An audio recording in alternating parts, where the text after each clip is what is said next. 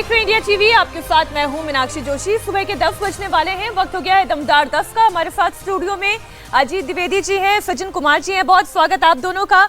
आज चर्चा होगी उस मसले की, बल्कि मसला ना कहना ज्यादा बेहतर होगा, ये कहना ठीक होगा कि सरकार के द्वारा उठाए गए सबसे बड़े कदम की, उस बिल की, उस परीक्षा सुधार की जो सरकार अब करने जा रही है। पेपर लीक को रोकने के लिए प्रधानमंत्री नरेंद्र मोदी के एक्शन की बात। पेपर लीक को रोकने के लिए मोदी सरकार एक्शन में है। पेपर लीक और नकल पर शिकंजा कसने के लिए मोदी सरकार आज संसद में नया बिल पेश करने जा रहे हैं।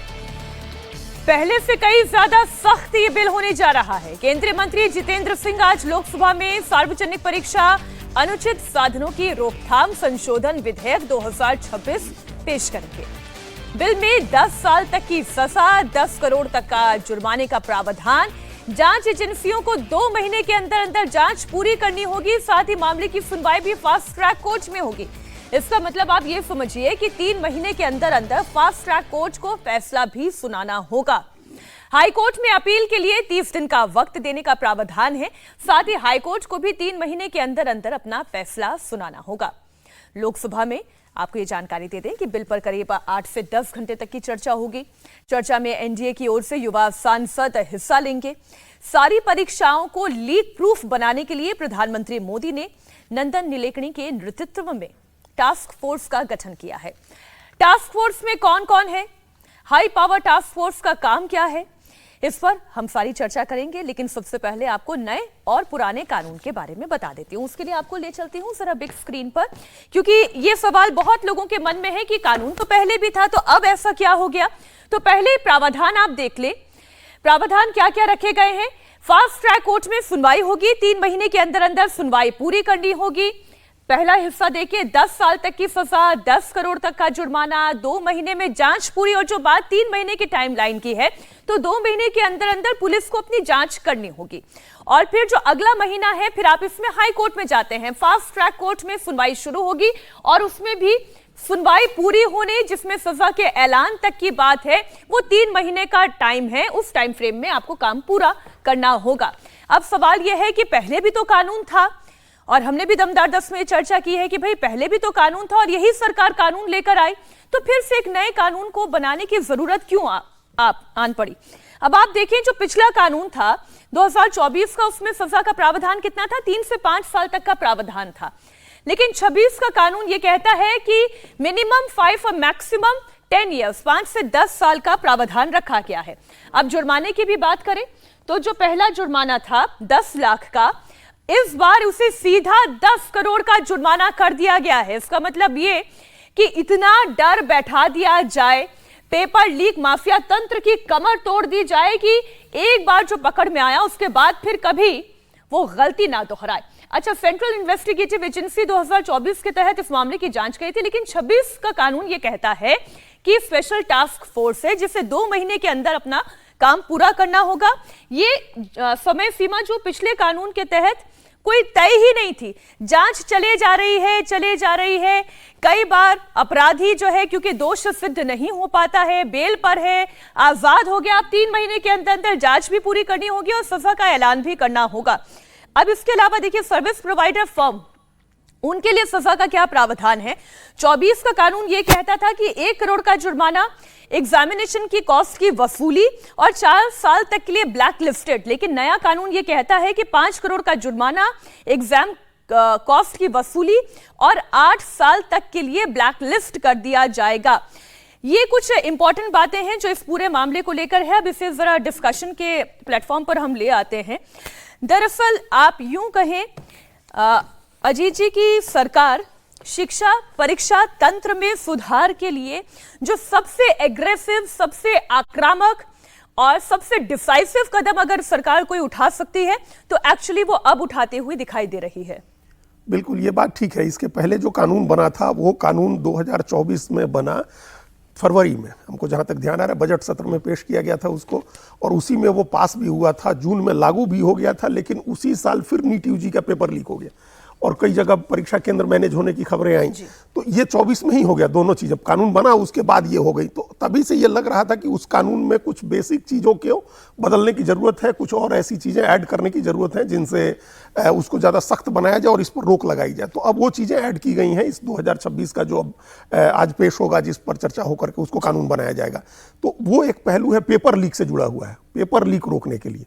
उसके पहले हम लोग जो लगातार जो स्ट्रक्चरल रिफॉर्म्स की बात कर रहे थे, उसके लिए भी एक जो पहल हुई है वो बड़ी इंपॉर्टेंट पहल है। टास्क फोर्स जो बनी है नंदन नीलेकणी के नेतृत्व में, जो हाई पावर टास्क फोर्स बनी है, वो स्ट्रक्चरल रिफॉर्म्स की बात करेगी। सर, पीसीआर डायरेक्टर उस टास्क फोर्स की पूरी तस्वीर हमारे दर्शकों के सामने रख दें। और हाई पावर टास्क फोर्स है, सरकार पेपर लीक के खिलाफ संसद में कड़े कानून वाला बिल तो ला ही रही है, वहीं प्रधानमंत्री नरेंद्र मोदी ने एक बार फिर एक वीडियो संदेश जारी करके हाई पावर टास्क फोर्स गठन का ऐलान किया। अब इसमें कौन कौन है वो आप देख लें।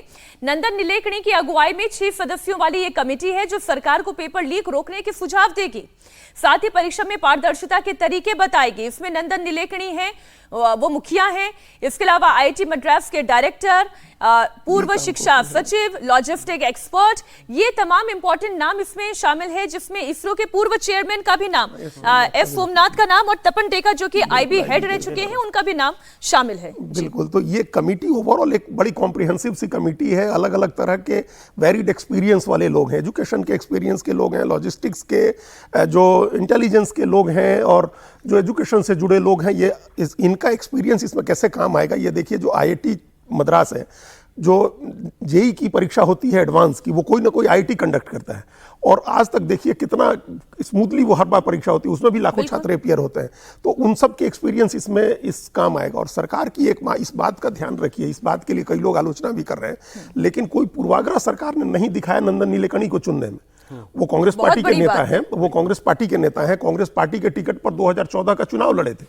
और जो यूआईडीएआई अथॉरिटी है, जो आधार की अथॉरिटी, उसके चेयरमैन थे, वो कैबिनेट मिनिस्टर का दर्जा था, और टेक्नोक्रेट है। और वो क्रांति थी, एक क्रांति थी। आज हम लोग जो जैम प्रधानमंत्री बार बार कहते हैं कि जनधन खाता, आधार और मोबाइल, ये जो आधार से लिंक कराने के बाद हम वही जैम होती है ना, जैम कहते हैं, जनधन खाते हैं, आधार है और मोबाइल है, जो डायरेक्ट बेनिफिट का ट्रांसफर करा रहा है, जो डीबीटी के लिए, उसकी क्रांति इन्होंने की है। तो ये इनका जो एक्सपीरियंस है, इसके बावजूद सरकार ने इन पर भरोसा किया। और ये पहली बार नहीं है, इन्फोसिस को ही सरकार ने इनकम टैक्स डिपार्टमेंट का नया जो पोर्टल बना है, नया जो डिजाइन हुआ, उसकी भी जिम्मेदारी दी थी, और वो थोड़े ग्लिचेज के बाद बहुत ही अच्छा काम कर रहा है।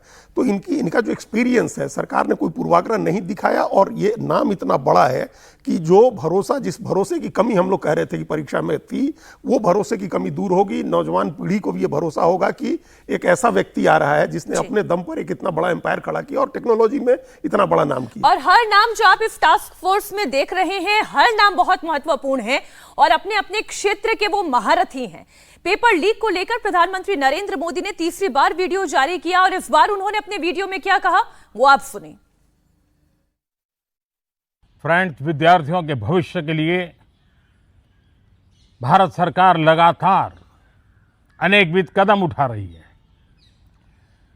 जिन लोगों ने विद्यार्थियों के भविष्य के साथ खिलवाड़ किया, वे जेलों में सड़ रहे हैं। हमने फास्ट ट्रैक कोर्ट बना चुके हैं। हम पार्लियामेंट के अंदर भी कठोर कानूनों के प्रावधान के साथ नया कानून बनाने की दिशा में भी आगे बढ़ रहे हैं। लेकिन हमें भविष्य के लिए सोचना है। हमारी परीक्षा पद्धति विश्वस्त हो, हमारी परीक्षा पद्धति ट्रांसपेरेंट हो, हमारी परीक्षा पद्धति में सबसे ज्यादा अब टेक्नोलॉजी का उपयोग हो। इन सारी बातों को ध्यान में रखते हुए विश्व प्रसिद्ध टेक्नोलॉजी एक्सपर्ट श्रीमान नंदन नीलेकणी जी के नेतृत्व में एक हाई पावर टास्क फोर्स बनाने का निर्णय किया है, जो एग्जामिनेशन रिफॉर्म की तरफ फोकस करेगा और जल्द से जल्द आने वाली परीक्षाओं की विश्वसनीयता को सुनिश्चित करने का काम इसके रिपोर्ट के आधार पर कर दिया जाएगा। बहुत बहुत धन्यवाद। एक हफ्ते का भी समय नहीं हुआ, प्रधानमंत्री ने कितने बड़े बड़े कदम उठाए। सबसे पहले उन्होंने फास्ट ट्रैक कोर्ट का ऐलान किया, छात्रों को मनाया, अनशन खत्म कराया, और तीसरा काम जो ये टास्क फोर्स बनाने का ऐलान, और अब कानून आने जा रहा है। अब विपक्ष क्या करेगा, विपक्ष का मुद्दा क्या होगा फिर? नहीं देखिए, सबसे बड़ी बात है कि अभी तक जो छात्रों के बीच में और सरकार के बीच में जो ट्रस्ट डेफिसिट था उसको बहुत ही बखूबी एड्रेस किया गया है। कि उसमें पहली बात तो ये है कि डायरेक्टली संवाद कर रहे हैं, एड्रेस कर रहे हैं, और जिन लोगों को लाया गया है उनका बीजेपी या संगठन से कोई जुड़ाव नहीं है। यहाँ पे उनके बोनाफाइड्स को देखा गया, उनके अपने एक्सपर्टीज को देखा गया और लाया गया, और ये वो लोग हैं जिनका पब्लिक स्फीयर में पहले से अपना इंपॉर्टेंस है। तो इस नाते विपक्ष अब परीक्षा पद्धति पे, पहले जो हुआ सो हुआ, लेकिन अब सवाल है कि आगे जिस तरह के स्ट्रक्चरल रिफॉर्म की बात यहां भी हम लोग कर रहे थे और हर कोई चाहता था कि इसमें आप एक स्ट्रक्चरल रिफॉर्म करें, नीजर्क रिएक्शन ना करें, तो इसमें निश्चित तौर पे केवल आईआईटी का और बाकी अनुभव ही नहीं, पूरे बाकी कंट्रीज में भी, यूएस वगैरह में जो एग्जाम सक्सेसफुल हो रहे हैं, तो वर्ल्ड में जो बेस्ट प्रैक्टिसेस हैं उनको लाया जा रहा है और वो टाइम बाउंड लाया जा रहा है। इस मुद्दे पे विपक्ष सरकार को नहीं घेर सकता। अब विपक्ष के घेरने की तैयारी कहीं और जा रही है, जो राहुल गांधी जी के लेटर में दिख रही है कि भाई आपने पेलेट गन्स कैसे यूज किए, लेथल वेपन कैसे यूज किए। तो अब उनका जो उन्होंने गृह मंत्री अमित शाह को पत्र निश्चित तौर पे कम से कम इस मामले में एक छात्रों के नजरिए से देखें तो ये कदम देर आए दुरुस्त आए वाली कवायद है, और ऐसा होना चाहिए था पहले, लेकिन अब हो रहा है। तो निश्चित तौर पे मान के चलिए कि सबको उम्मीद है कि अगर ये सफल हो गया तो भारत की परीक्षा प्रणाली विश्व स्तर पे सबसे उत्कृष्ट ढंग से होने वाली परीक्षाओं में एक मानी जाएगी। अखिलेश यादव कुछ कह रहे हैं, वो दर्शकों को सुना देते हैं। ये टास्क फोर्स और इतने बुद्धिजीवी लोगों को, और ये पहले से बुद्धिजीवी लोग रहे हैं सदन में या उन्होंने बहुत अच्छे स्थानों पे काम किया है, सरकार आज क्यों बना रही है? 2014 में क्यों नहीं बनाया? और अगर जो 2014 से बने होता तो देश हमारा विकसित और जल्दी हो गया होता।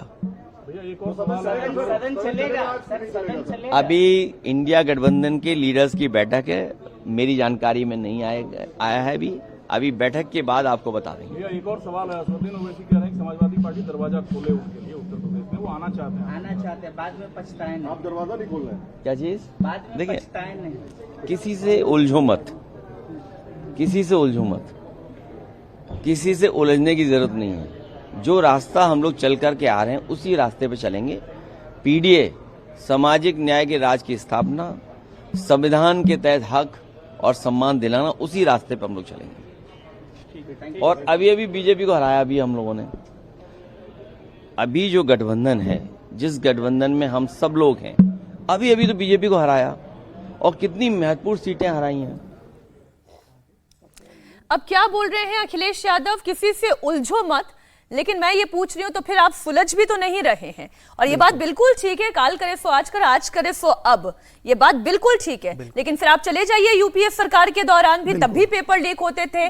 नंदन नीलेकणी तो तब भी आपके पास थे, आपकी पार्टी से जुड़े हुए थे, तब क्यों नहीं यूपीए सरकार ने कोई टास्क फोर्स तैयार कर दी? बिल्कुल यही बात है। अभी आप इसको, एक तो हम लोग के हम ऐसे भी कहते हैं कि जब जागो तब सवेरा। अभी लगा कि ये चीजें ठीक करनी चाहिए है, और हम फिर एक आंकड़ा दे दें, उससे सारी तस्वीर साफ हो जाएगी। 2014 से 7 साल पहले ये अभी आया है आंकड़ा, 2007 से 2014 के बीच में 71 परीक्षाओं के पेपर लीक हुए थे। एक दो नहीं, 71 परीक्षाओं के पेपर लीक हुए थे उन 7 वर्षों में, और किसी ने कोई जवाबदेही नहीं ली थी। 2018 से 23 हम उस दिन भी कह चुके थे कि 19 परीक्षाओं के पेपर अकेले राजस्थान में सिब्बल का इस्तीफा लिया था? नहीं लिया था, और सिर्फ राजस्थान में 19 पेपर लीक हुए 18 से 23 के बीच में, और किसी की जवाबदेही तय नहीं। डोटासरा शिक्षा मंत्री थे, इस्तीफा लिया था क्या? नहीं हुआ। और अभी उसके बाद एक ऐसी समस्या जो अब जाके खड़ी हुई है, उसको आप कह रहे हैं कि 14 में क्यों नहीं एड्रेस किया था?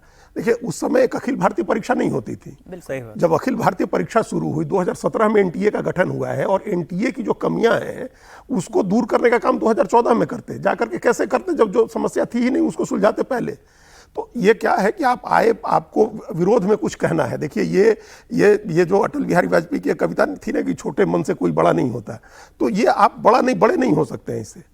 अभी ये ऐसी पहल थी नंदन नीलेकणी की अध्यक्षता में एक हाई पावर्ड कमेटी बनाने की। आप इसकी तारीफ करिए, दिल खोल के तारीफ करिए, अपने सुझाव दीजिए। अगर आपके पास कोई सुझाव है हाई पावर्ड टास्क कमेटी के पास, आप लिख करके 1 से लेकर के 10 तक सुझाव दीजिए उनको, और कहिए कि इसको लागू करिए देश में। अब देखिए, रामगोपाल यादव भी एक बयान दे रहे हैं। वो क्या कह रहे हैं? कानून लाने से पेपर लीक नहीं रुकता है। आप सुने जरा।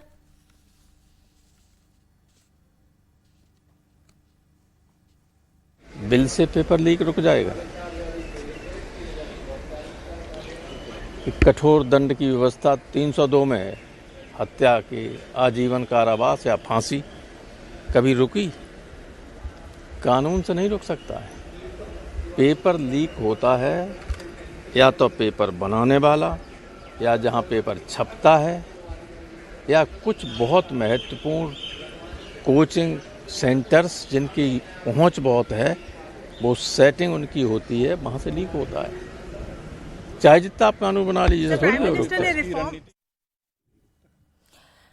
इतने निराशावादी हमारे देश के नेता और सांसद हैं, ये बात तो सही है, कानून तो फांसी की सजा का भी है, फिर भी क्या गुनाह रुक जाते हैं? हम तो जानते हैं नहीं रुकते हैं, जिससे गुनाह करना होता है वो करता ही है। तो क्या कानून बनाना बंद कर दें? इनके सांसद बन जाने से इनके क्षेत्र का कितना विकास हो गया? छोड़ दें सांसदी, दे दें इस्तीफा। वो बिल्कुल सही बात है। वो जो अजीत जी कह रहे थे, वाजपेयी जी की कविता, छोटे मन से कोई बड़ा, जहां पे सरकार सही निर्णय ले रही है वहां पे कम से कम आप उसकी प्रशंसा कीजिए। और अगर ऐसे नहीं रुकेगा तो कैसे रुकेगा वो बता दीजिए। रामगोपाल यादव जी के पास अगर कोई है इससे बेहतर सुझाव तो बता दें। जो फास्ट ट्रैक ये बना है उसमें जो लोग आए हैं आप देखिए, उसमें ये टेक्नोक्रेट्स हैं, आईबी के एक्सपर्ट्स हैं, बाकी जो नॉलेज एक्सपर्ट्स हैं। तो वो हो रहा है कि आप पेपर जहां सेटिंग होती थी, जहां पे प्रिंटिंग होती थी, जो ट्रांसपोर्टेशन होता था, सेंटर्स को हैंड ओवर होता था, उसके हिसाब से उस तरह की एक्सपर्ट कमेटी बनाई गई है। अब इसमें आप आउटकम आने दें, और आपके पास कुछ सुझाव है तो ये दे। पहले ही से ये निराशावादी सोच कि इससे क्या हो जाएगा, तो उस लिहाज से बिल्कुल सही बात है कि फिर तो लोकतंत्र से भी आप भी लड़ाई करना छोड़ दें। सरकार में आने से भी क्या हो जाएगा? सत्ता आपको मिल भी जाएगी तो क्या हो जाएगा, अगर आपके पास कोई सोल्यूशन है नहीं प्रॉब्लम का। अच्छा, सरकार आज लोकसभा में पेपर लीक के खिलाफ बिल पेश करने की तैयारी कर रही है। विपक्ष के इरादे, 2 बयान तो हमने आपको दिखा ही दिए हैं, ये तो साफ है हंगामा तो होगा।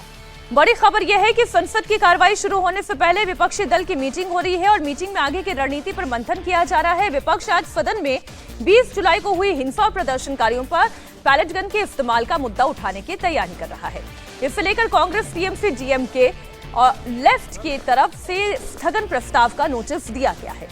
विपक्ष 20 जुलाई को लेकर हुई हिंसा पर चर्चा करना चाहता है। अब प्राथमिकता विपक्ष की यह हो गई है, परीक्षा में सुधार से पहले पुलिस के ऊपर क्या एक्शन लेती है सरकार, वो उनकी प्राथमिकता है। उधर राहुल गांधी ने इस मामले में केंद्रीय गृह मंत्री अमित शाह को लेटर लिखा। गृह मंत्री को पत्र लिखकर इस हिंसा की जवाबदेही तय करने की मांग की।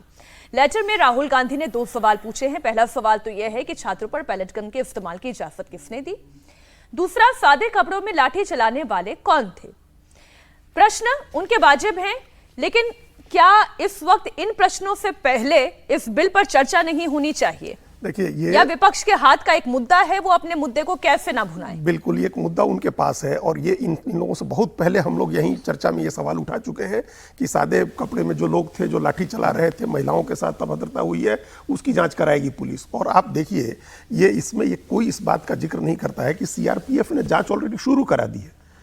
जो सीआरपीएफ की जांच हुई है, आरएएफ की जो रैपिड एक्शन फोर्स है, उसके कार्रवाई की जांच हुई है। और सूत्रों के हवाले से आज ही एक रिपोर्ट आई है, इंडियन एक्सप्रेस में हमने आज रिपोर्ट देखी कि वो आइडेंटिफाई किया है कि 5 जगह इस तरह के, सूत्रों के हवाले से खबर है, अभी कंफर्म नहीं है तो इसलिए हम लोग उस तरह से नहीं बात करें। लेकिन सीआरपीएफ ने जांच कराई, ये कहा गया कि आरएएफ के तरफ से 5 जगह पैलेट गन के इस्तेमाल की खबरें हैं। तो खुद ही सीआरपीएफ जांच करा रही है। आरएएफ के में जो अगर कोई आदमी दोषी पकड़ा जाता है तो उसके खिलाफ कार्रवाई की तैयारी सरकार खुद ही कर रही है। यहां राहुल गांधी जो इशू उठा रहे हैं उसका मंशा डिसरप्शन हो सकता है खाली। देखिए, पैलेट गन का इस्तेमाल मेनलैंड भारत की अपनी जमीन पर हो, ये हम लोग कोई उसको सपोर्ट नहीं कर सकते हैं। छात्रों के ऊपर हो, किसानों के ऊपर हो, किसी के ऊपर हो, अपने नागरिक के ऊपर पैलेट गन का इस्तेमाल नहीं होना चाहिए। जब कश्मीर में हुआ था तब भी इस बात को लेकर के बहुत विवाद हुए थे और आज तो 5-7 साल से वहां भी नहीं होता है। तो ये एक इशू है, लेकिन खुद ही एजेंसी जांच करा रही है। खुद ही जो हम लोग की सीएपीएफ के लोग हैं वो जांच कर रहे हैं, जिम्मेदार ठहराने की कोशिश हो रही है।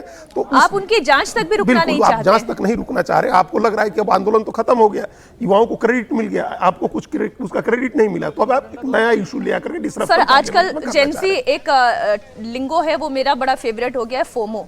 वो फोमो से ग्रसित हैं। राहुल गांधी भी यहाँ पर फियर ऑफ मिसिंग आउट वाला उनका इशू है। तभी देखते हैं आज क्या करते हैं पार्लियामेंट में। तस्वीर वो भी हम दर्शकों के सामने रखेंगे।